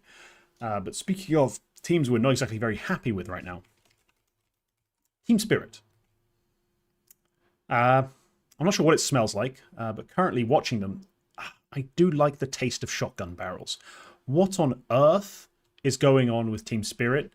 Is Hallie a terrorist? Like, what do we make of this team coming into this season?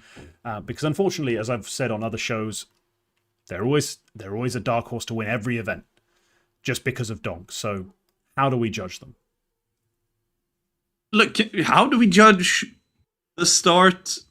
Or how do we judge their spring season to begin with? That's also another one that's a little bit hard because they had a big up and a big down.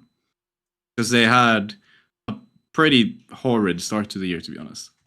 But it's not like they weren't in playoffs all that often. Like, they still were there. They just kind of lost earlier than they should have.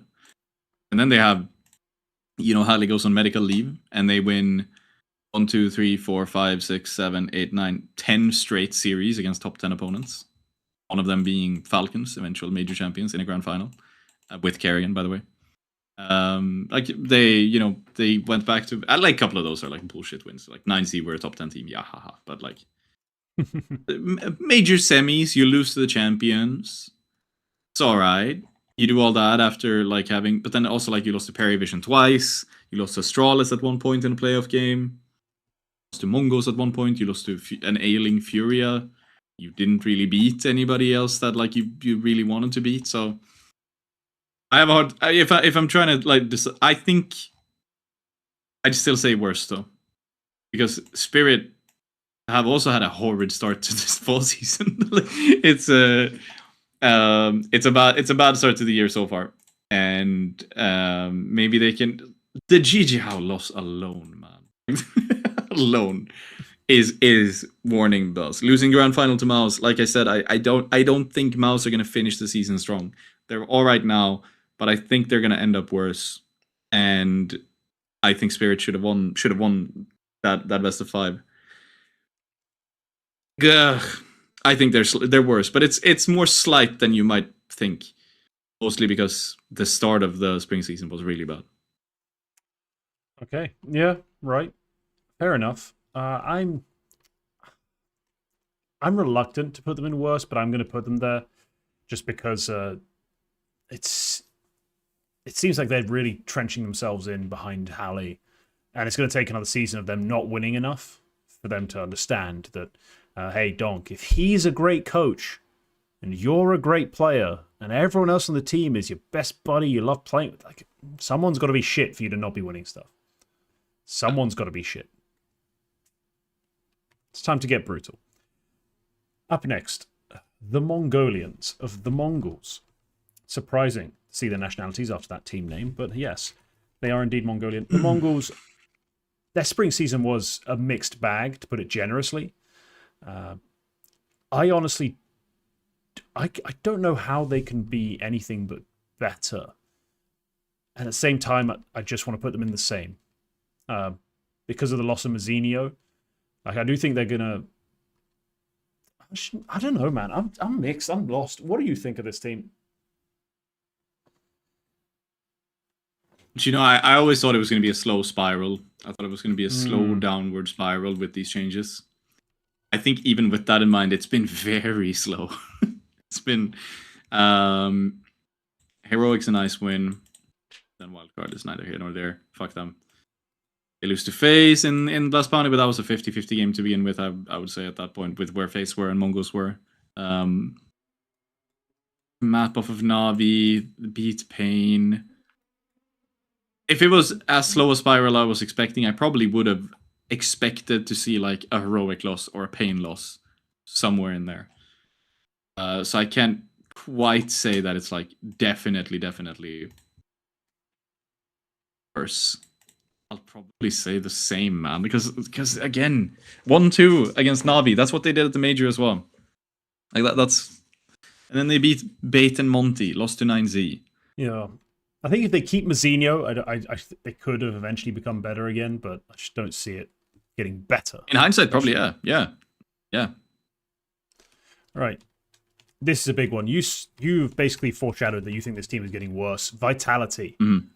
Obviously, tanking would be crazy, but look, they won 1, 2, 3, 4, 5 straight events in the spring season before having a bit of a dip. The Atlanta playoff loss, the major playoff loss, and then Blast, who gives a fuck.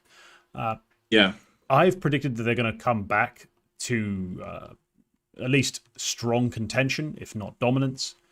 Dominance seems like a bit of a stretch given how they ended last season, and especially now after they lost to Bait. It seems like a bit of a lofty dream for this team. But I do genuinely think they've just been shaking, themselves awake again, rubbing the sleep out their eyes. I do see Vitality still being a great team. It's impossible to put them in better or the leap because there's nowhere to leap to. And better than last season, you won 5 events. It's not impossible, but I don't think it's going to happen. So tell me, why do you think they're worse? Obviously, because of the season they had last year, it's impossible to beat that with the start they've had so far. But also, I think I said this at the time, but like when we saw them lose to Navi in Atlanta, obviously not something they were happy about, but I didn't feel like their reactions as people to any of this, their attitude as a team to that game was particularly distraught. They knew that the major was the focus. They knew they hadn't really taken those events all that seriously. Then they lost the quarterfinal to Falcons, and I felt like we saw something out of like Apex in particular, which was like, damn, I haven't seen Apex set about a loss properly since, way before, probably since before Rops joined the team. Like, properly like, damn, you know that this is going to be rough for you. Like that kind of level. And I think we saw a lot of the same out of like how the team looked and how Xstats reacted, like in the interview that he did with Digital TV after the Bait loss. I think that it's been rare to see like Xstats as coach or anybody from Vitality say, yeah, there's no excuse for why we lost that game. Like literally, no, none. And also, I think they're worse so far. I think they're worse off. I think they'll probably still hang around. I don't think they're tanking. I don't think they're gone.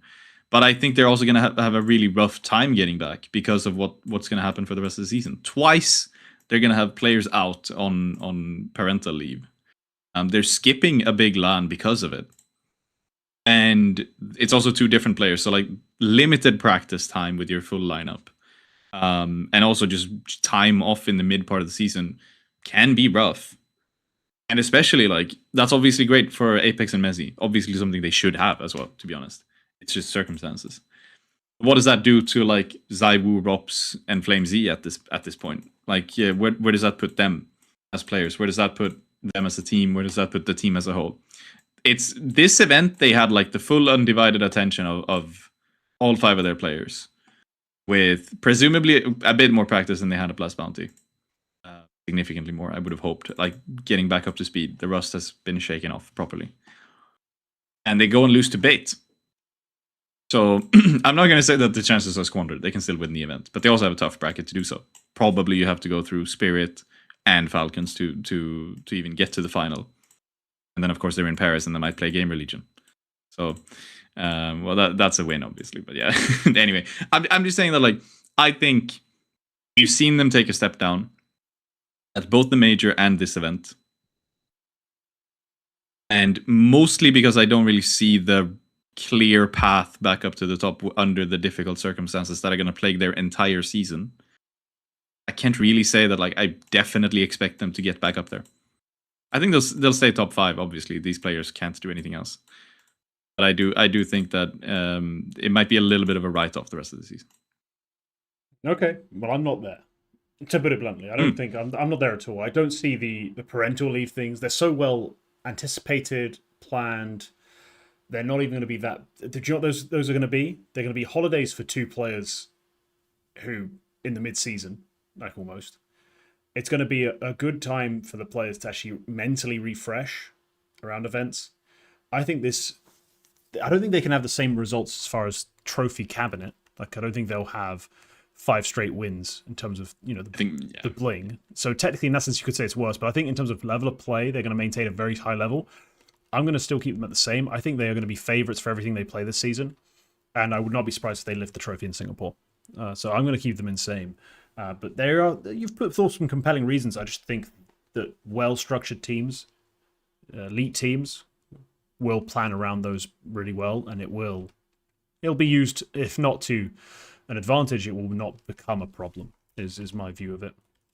But yeah, let's wrap up this segment, this very long segment, with Wildcard.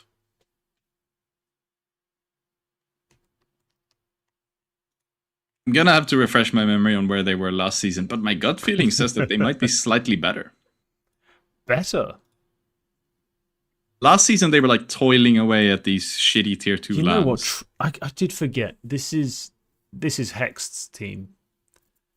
And just because they have Hexed now, I do kind of want to put them in better. But he has been there 6 months. Like, it's not like he wasn't there last season. Never mind. Yeah, but like this 5 with the players they have now was playing Frag, was playing local ESL Challenger, was playing BC Gamer Masters in May. And now they've kind of leveled up to where they pretty handily beat Alliance in Blast Bounty. And they beat Alliance, I mean, they're taking the leap, boy. Top 20 team in the world at the moment. And I'll say, like, put in a respectable performance against both Furia and Pain. That's something that, like, a lot of teams that show up at Frag 20 didn't do. Like Fisher College, as much as I love them, probably wouldn't. Maybe against Pain, because they're ass. I don't know, man. I think they have slightly leveled up. Wildcard are a team that I genuinely do consider to be probably they're a team that are going to be at the major at the moment. The way things stand on the Americas ranking, I think they're not locked in, definitely not, but they're like one of the edge teams. They can probably be at the major. That's a big step up from where they were last season, being like the ones who picked up the spoils when M80 didn't go to a Philadelphia. They didn't show up at a tier 1 event in all of the spring season, at all, because they lost the North American qualifier for PGL Bucharest to Voka, who then sent whatever the fuck the match fixer's name was. And now, they did show up at Bucharest. I did forget that. I think they got invited as a replacement invite. Yeah, they did. So they did show up at least, but like now they've already played 2, and the stake ranked. Okay, I'll allow it. Basically, I'll allow it. Like on a GiJieHao level, I think better. Yeah. Okay, we'll stick him in better. That's going to wrap this segment up. We're not going to be doing the full array of segments today just because of the late start and how long this one was. A full hour and a half to I didn't even break realize. down. But let's get into this mess that happened at EWC called the playoff bracket. Yeah. Because what the is this? Now, one person on Twitter, who shall remain nameless, somehow managed to believe or convince themselves that this is a pretty balanced bracket. I'll tell you who it was. I know who it was. But Yeah, I'll tell the audience who it was. It was AZesque, TLDR writer. yeah, And Ready.gg writer. Shout out Elliot. I don't know how you can talk yourself into believing this is a balanced bracket, but whatever. So the mess we've ended up with is NAVI, Falcons, Vitality, and Spirit are on one side, and the top dogs on the other side are Furia, MOUZ, G2. Like it's utter chaos, and it's going to lead to again a really weird grand final. We've seen EWC has had weird grand finals all over the place. I think this one's going to be another one. I think we're going to get a weird team come out of that top 8 section and the bottom 8 is going to produce, one of the best teams in the world. I've got a weird feeling we're going to get like a Foot Vitality final. And it's just going to be really odd. Because you're like, everyone was in attendance. How did Foot end up in the final? Oh, we got this stupid bracket to thank. And a part of it is also just because we opened on best of ones, just to throw spanners left, right, and center. Like, we just decided we're gonna give all these underdogs punchers chances by default, just to try and mess it all up. Because as EWC have been quoted as saying, they want randomness. We've ended up here with a truly messy bracket. We can talk about a few predictions though once we are here. I've told you who I've just initially believe will be in the grand final. Quack, who do you see making a deep surprise run, or just a deep run in general? Like, who's your pick to come out of this this mess? As much as easy, as much as it might have seemed like I agreed with him when I wrote about the playoff preview for TLDR, when I said that this is a coughing bomb versus a hydrogen baby. I think this lower side of the bracket is stacked, but I can find a lot of holes to poke in a lot of the top contenders here. Like I have just mentioned, Vitality, Spirit, obviously, Falcons. I think still waiting to prove that the major win wasn't a fluke. I'm just saying it. And then Navi, stagnant, if nothing else. But then you flip it over. Look at the other side of the bracket. MOUZ just won a big event. Foot with xCloud look pretty exciting. Furia, I'm still just going to reiterate this. It's the same team that beat Vitality less than a year ago. That beat the best team of all time in the grand final less than a year ago. Look, the right day comes, they might show up. Maybe Maui Snake is right and Wrinkle is going to win this event. So I'm not going to say that the difference is I'm not going to say it's a fucking balanced bracket. Because there's an obvious difference in level here. I'm just sort of seeing that, like, given that whoever comes from the top side of the bracket is going to have an easier time getting to the final. Once they're there, fucking anything could happen. Put Aurora in that final, they might beat a team like Spirit or Falcons in that grand final. Just because on the day they showed up. That's what makes this bracket so random and what makes it so unpredictable. And, like, on the day, some random shit might happen. And that's... What I will say is I think a lot of the teams in the top side of the bracket have the potential to make that happen. And a lot of the teams on the bottom side of the bracket have the potential to lose such a game. So with that in mind, I don't think it's one-sided. It is one-sided in terms of level, but I don't think the result is necessarily going to be that somebody from the lower bracket wins. I mean, yes, you still have to play the game. Yeah. But if you... Okay, let's summarize it like this. Do you truly believe that if we run this 100 times, that the teams in that top 8 win the grand final, like any of them win the grand final against anyone who makes it out of the bottom 8 more than 20% of the time?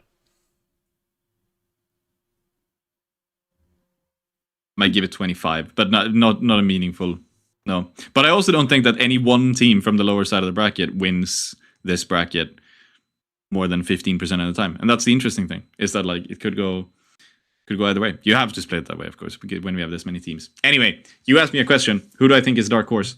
I think MOUZ, I think they're going to end up being worse in the end of the season. I've said it 3 times already this show. They're still kind of in a little bit of a honeymoon thing, and this is a very doable run for them to make it to the final. And we saw what happened the last time they had a doable run to the final. With one of the same teams is on this side of the bracket here. It's Astralis. G2, hey, maybe Maui's right again. And Furia is like, they're obviously waiting to become good again. If they're right about the fact that they can be good again, then yeah, go ahead. Aurora, is there any reason why Xantares and Wicardia couldn't play in this grand final? Is there any reason why Kyksan couldn't play in this grand final, or Jimpat? They've won all grand final. Yeah, I mean, that's almost a redundant point, but yeah, I think those upper 8 teams, you can make a near convincing case for, I'd say, 6 of the 8 to make the grand final. Yeah, I'd probably count out Magic. I'd say Magic and Astralis are the 2 I don't think have any chance of making the grand final. GamerLegion, I could even give it to GamerLegion. GamerLegion's slim. Then there's genuinely 5 teams where it's like, if you told me any of them made it out of this bracket, you'd be 100% reasonable. You're like, oh, I think G2 can make... Yeah, of course they could. Furia or Aurora could make it. Of course they could. Foot could, yeah. MOUZ could, yeah, no shit. The problem is, I do have a strange feeling that MOUZ will get upset before the semi. They'll lose to GamerLegion or Foot. It's what I'm feeling like is going to happen. Because I don't love the way I've had enough critiques about their actual event win, let alone how they played. Now, this event, they don't seem to be that solid. I think they are very upsettable. But I think the more interesting conversation is like who can actually make any sort of dark horse run on the lower side, that NAVI, Falcons, Vitality, like the big name dominant side. Who will actually pose a real threat to those big names? Now, obviously, if you're a NAVI hater, you think that Legacy series is losable. If Legacy peak, like we've seen them peak at other events, I don't disagree. It's just how far can they make it? Do you have a dark horse from that side of the bracket where it's actually a lot more stacked? A lot of people are talking about FaZe at the moment. Those people are retired. I'm sorry. Yes, please elaborate. Nah, come on. But like, what do you mean? Twists, Frozen, J-Bone. Yeah. Right? Fluke a Vitality win. Spirit shits the bed in the quarter. And then you're up against probably Navi or Falcons. Best case scenario for FaZe. Navi beat Falcons and then FaZe beat Navi. And then you're in the grand final. And as much as, like, yeah, there's some decent teams on the top side of the bracket. FaZe can beat all of them, I think. Here's the problem I have with that entire theory. It's, wow, I've got Twists, Frozen, Jabot. Now, Frozen, for the most part, the last 3 months has been bad. Not just fine, bad. Twists had a fluky looking, like crazy performance in the groups of this event. Otherwise, he's not been that spectacular. He's been a decent fragging out GL, obviously. He's Twists, but he's not been that spectacular. This team's firepower in a lot of the games they played over the last 3 months have come from Jacob and Jabot. And Jabot in playoffs has taken fairly significant dips and against big teams has struggled. Now that can wear off.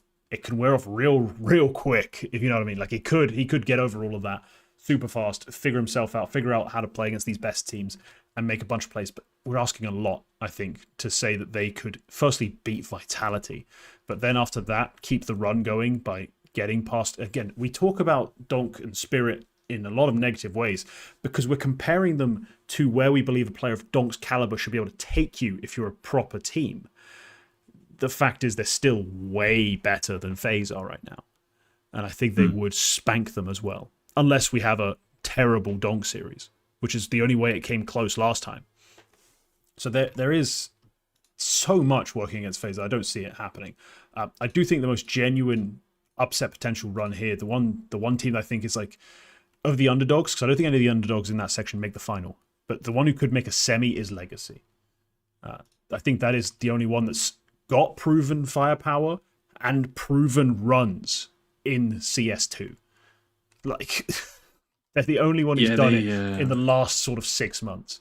None of these other teams have. Bait certainly haven't. Mongolz have looked so mid. It just has to be Legacy. And they did, if anyone. Legacy have beaten Falcons in a playoff game. Literally, yes. Within the last half year, yeah. But if anyone's going to do it, it has to be Legacy. None of the other options are viable. I'm sorry. Like FaZe believers, you're crazy. Bait believers, you don't exist. And Mongolz believers, look, Ulaanbaatar is lovely at night. I'm sure you'll have a great watch party, but it's just not going to happen. Like I don't see this happening for anyone other than Legacy. Nah, I think you're right. So the yeah. And then I will still say I think FaZe given how down I have just been on Vitality, FaZe Vitality is a potential upset. Given how down we have been on Spirit not making it to that semi is also like possible. So I'll like if Legacy make it to that semi, what happens then? What if they do play FaZe? If Legacy play FaZe, if Legacy have made it past Navi and Falcons, then they get to play the Titans of FaZe. They will beat them because FaZe don't make it past Vitality and Spirit. I'm sorry. Yeah, they don't make it past Vitality in my eyes. I don't have as negative an outlook as a lot of people do about Vitality. I do genuinely believe they are going to get trounced. If they did somehow make that upset, I don't think they get past Spirit. And if they did, it'd be probably Spirit got upset by bait somehow with their own bullshit. And so they end up not really being as threatening as that would imply. So no, I don't have a positive outlook for those teams. No, I think I am grasping at straws to try to make a storyline. I would maybe consider NAVI to be a bit of a dark horse, but like the thing is, they're favorites in their opener. Yeah, to win the event, you could say they're dark horses. Like just because they're favorites to win the round of 16 games, doesn't mean they're not dark horse for the event. That's a valid pick for a dark horse. Yeah, I might give it to NAVI. NAVI taking down Falcons would be realistic, and then after that, like they play Vitality or Spirit. Pretty beaten Vitality. Yeah, they have. I think Spirit have gone back to like beating NAVI fairly consistently. But in any case, anything can happen. Yeah, most top 5 teams have been able to beat them fairly consistently this year. Honestly, that's been a topic, obviously. Yeah. The guy who was cock of the week last week was like ridiculously down on Shiro, and then he has kind of just been proven right by the fact that Shiro is the devil at the moment. Look, every time I'm down on Shiro, I get flamed a bit, but it's not been a great event for Shiro believers so far. And playoffs are usually a downtick from him. If it gets worse than his group stage, yes, Spirit might lose to Bait, and it's going to be depressing. Yeah, like Shiro already single-handedly lost to GiJieHao. more or less single-handedly, yeah. Fucking, he 1G'd himself into losing to GiJieHao. He can lose to Bait. If anyone can do it, it's him. He can find a way. He is impressive in that sense. I think Navi are a good choice for a dark horse to win this entire event. It's an event where everyone's poked holes in every other real, true number one favorite. The guys who you'd expect to win events. Navi are obviously narratively in a very different place right now. But again, these are provably winnable games for Navi, even if it is unlikely given the fact that they couldn't string 2 of them together in the last season, typically. I don't see it as impossible. I don't know. It's still so annoying this is the bracket we get. Just swap Navi Legacy, Falcons, Mongolz with like Foot Magic and GamerLegion MOUZ. And I think you've got a very, very fun pair of brackets. They wanted it to be random. They wanted randomness because randomness is fun, guys. It's not because certain top teams in Counter-Strike are closing in on the top of the leaderboard on the overall EWC. There's no way that could be a thing. Don't look it up. Don't check. Falcons still need to win. I checked a while ago. It seemed like Vitality were like 4th. So maybe this was actually a cynical move. Nah, it's probably not. Let me check this. I did look this up. Yeah, there's 4 tournaments left. The CS is not the finisher like it was last year. There's a couple more after this. Neither Vitality. Wait, what did they get? 1,000 for a win. Hard sell to say Vitality can definitely do it if they win here, because Falcons did just win Rocket League and got 1,000 points there. But Vitality are the only other ones. Like Vitality and Navi are like halfway to Falcons' points tally. But if they win, they'll cut that gap in half. So maybe it's doable. There's another ag.al, which I don't know who they are. AG, all gamers. They're the ones who are chasing properly. But if they win, it's going to be in Fortnite or Crossfire or Trackmania.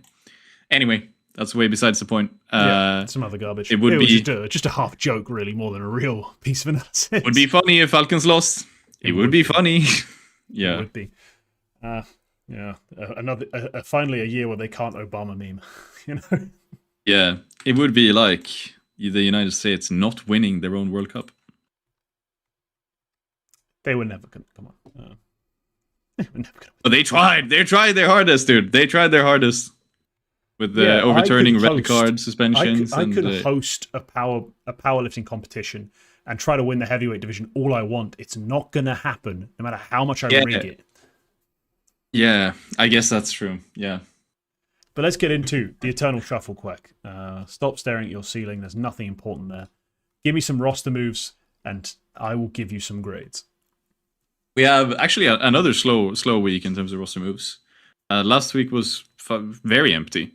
But yeah, Nemiga have done another incredibly Nemiga move as Xanter returns to the roster, replacing Sowalio.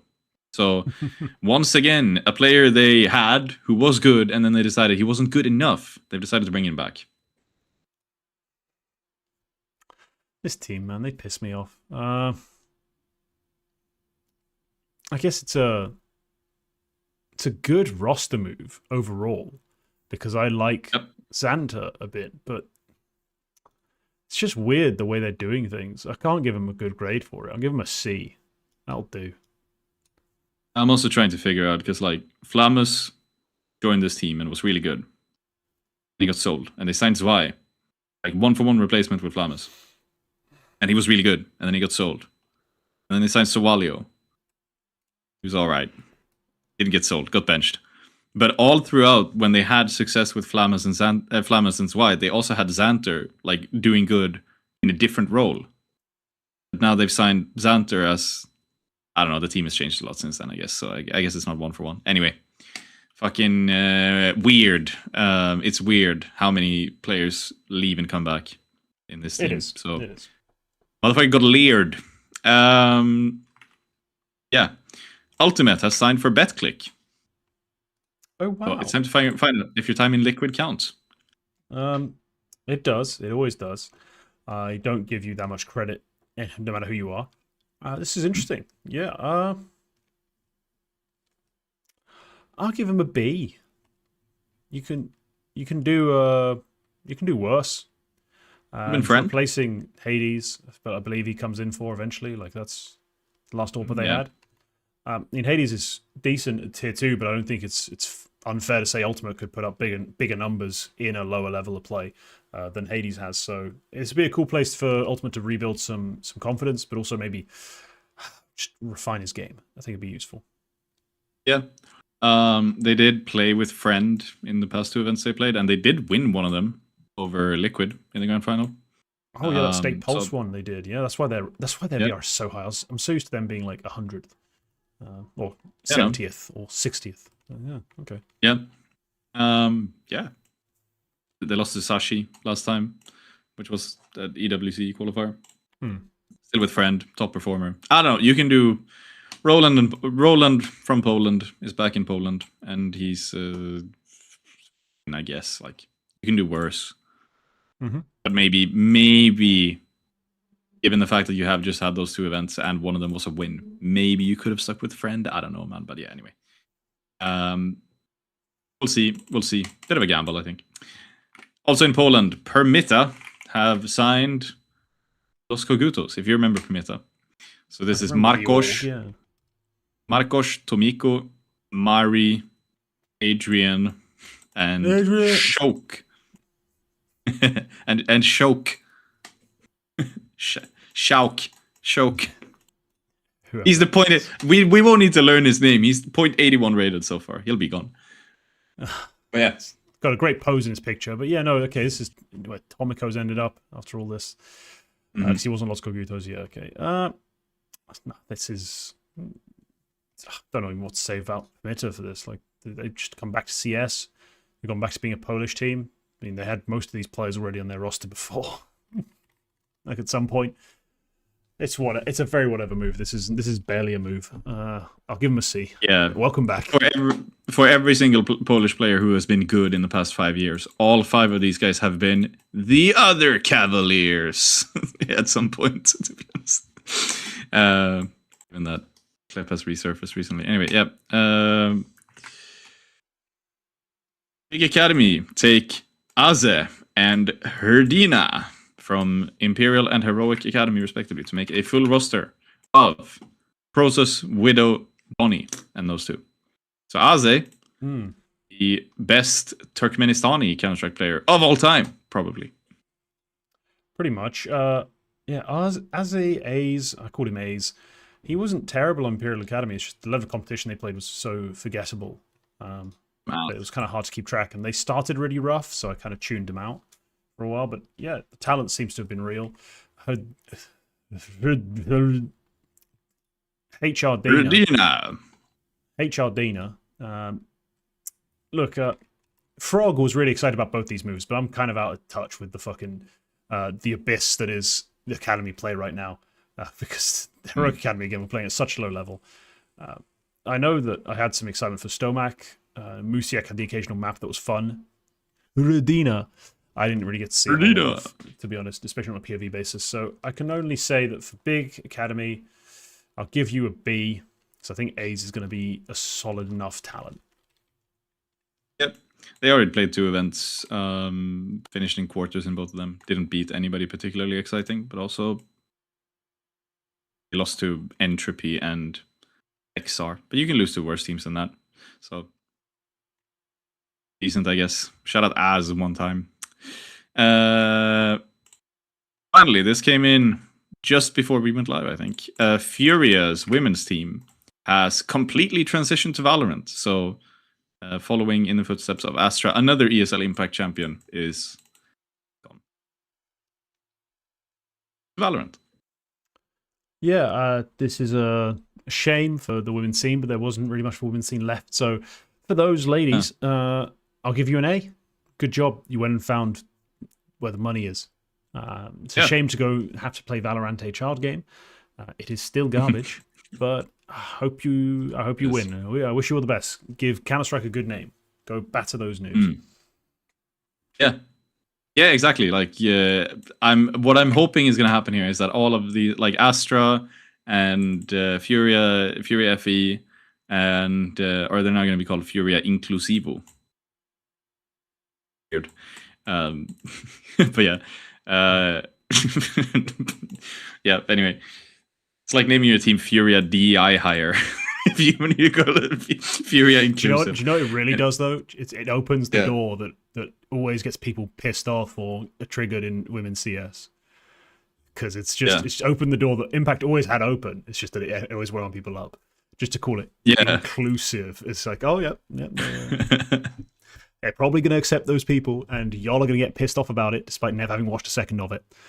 So I can't wait to not pay attention to that drama. Won't listen. Like, yeah, fuck that. Anyway, take that bag S+ from me. That's yeah. Anyway, that's about it. That's today's shuffles. I don't think anything has happened while we were recording, but something. Oh, actually, yes. BetM have cut Kinky right this second, I think. So, well, that can't be good. I'll give him a D for that. I don't know. Not been paying attention for a while. No, I mean, what's his face? Fucking what's his face? His face is Nota, the other Nota. Texi. What's Texi? Yeah, he left a while ago before they signed for BetM. So now it's just it's just Executor and Zinni. Yeah, they're both not they're not bad players. It's just they're still around. Or whatever. We'll see what comes of it afterwards. Because this team has been kind of on the outs, and he was the IGL, so I'm not even sure what it's going to give after this. Because he's definitely he's retired. Yeah, good. Man's old as shit. So yeah, I don't know. It's a shame to see him go because he was doing a good job on that side in terms of developing talent. Like they constantly had players just coming to the top and then being skimmed away, like like a stew. You skim away the muck. Like for them, it's their talents would come to the top, and then someone would take them, and then somehow someone else would come up to the top. It was Nota, then it was Texi. Now it's been Executor and Zinni to a certain extent. Like he's a decent talent developer. It's a shame to see him go, but he's 34 playing Tier 4 CS. It had to end sometime. Major attendee. Made top 16 in Berlin. That is true. Right, we wrap up the show as we always do with Prospect of the Week. I've taken one that's a bit of a shock, a bit of a surprise, a bit of a pleasant turnaround. But hey, Fleerax on Inner Circle, one of his struggles was, according to his IGL, it's an interview you can find on my channel if you're a member, he just lacks a bit of confidence. He can probably hit every shot, he just lacks the confidence to go for it. He's a little too passive sometimes. And he's currently been playing with the Inner Circle Academy, I believe. If I'm not mistaken. I don't know. That's what he's been up to. I think he's still got the same logo attached to him. No, he's benched on a circle, but he's been playing with someone. I believe it's their academy side. In the Circle Academy, yeah, he's played 4 games, yeah. Yeah, and he's just been dominating a good amount. And he's only 20. When I talked about this team before, he was like 18 or 19. Like he's not that old. So he had a good time leading the academy boys to some wins. one loss right at the end to take his numbers down a bit, 'cause his numbers were insane prior to that final map against Bushido Wildcats today. But yeah, cool to see him still around, competing, trying, looking like he's found a little more confidence. I'd love to see him, fully manifest in terms of the player Onyx believed he could be, because Onyx certainly had a lot of good things to say about him. So there's, an exciting throwback to Fleet Rex. Yeah, fun. Fun guy, I think, from what I've heard. Played a bunch of lands over here, and or a couple at least, and good player as well, which is what really matters. I didn't even realize, but he was on MOUZ NXT for a bit. He was never announced, but he played with them like a good couple of games in the spring season. I didn't even remember that. My guy's Becker. He is on EAC still, like the one guy, the remnant of, like, to me is a very specific squad from a very specific time in Danish CS. But EAC keep like iterating and getting slightly better. Most recently, they added FaZe, who has played great, because like, if we're being real, FaZe is probably a step above the level of tournaments that they're playing. But this week they won one of these ESL Challenger League Cups by going undefeated, and Becker and Nixon were kind of up front. But Becker is the kind of guy is the guy that I think I'm the most hyped about. I think I've picked him before, and he's just a fun opper. He's just like running around, has a lot of fun playing in a way that that I think is good. I think he has a good attitude. I think he has a good good energy as well to him, which is nice to see. And yeah, EAC, shout out to my homies. They also signed a coach just over the summer, sort of, which they haven't really had a coach. But as soon as they signed a coach, they got good, and I don't think that's a coincidence. So thumbs up. Go get those wins. Shout out to Becker. Okay, pretty cool.